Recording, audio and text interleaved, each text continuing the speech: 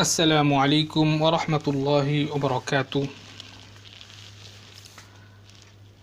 آج ہم فارسی حروف کے بارے میں گفتگو کریں گے۔ حرف دو قسم کے ہیں، حرف تہجی اور حرف معنوی۔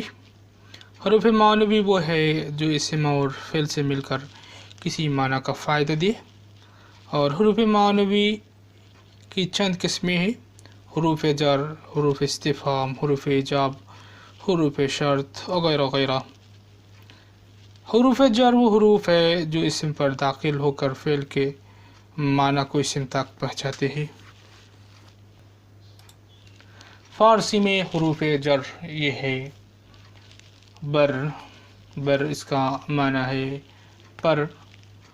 در، در یہ ایک حرف جر ہے فارسی کا، اس کا معنی ہے در، اس کا معنی ہے میں۔ از یہ ایک حرف زر ہے، اس کا معنی ہے سے۔ تا، تا اس کا معنی ہے تک، تا یہ ایک حرف جر ہے، اس کا معنی ہے تک۔ را یہ بھی ایک حرف جر ہے، اس کا معنی ہے اس واسطے، اس کا معنی ہے اس لیے یا اس واسطے۔ بے، بے اس کا معنی ہے ساتھ، ساتھ۔ با اس کا معنی ہے ساتھ۔ آئیے کچھ مثال لیجئے۔ بر سر، بر سر، سر کا معنی ہے سر یعنی ہیڈ۔ بر اس کا معنی ہے پر، بر سر اس کا معنی ہے سر پر، بر سر اس کا معنی کیا ہے؟ سر پر۔ در مدرسے، در مدرسے، در کا معنی ہے میں، مدرسہ کا معنی ہے مدرسہ۔ در مدرسے اس کا معنی ہے مدرسہ میں، مدرسہ میں۔ از اس کا معنی ہے سے، از اس کا معنی ہے سے۔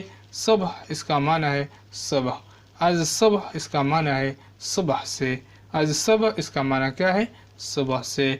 تا اس کا معنی ہے تک، تا اس کا معنی ہے تک، اور شام کا معنی ہے شام، تا شام اس کا معنی ہے شام تک۔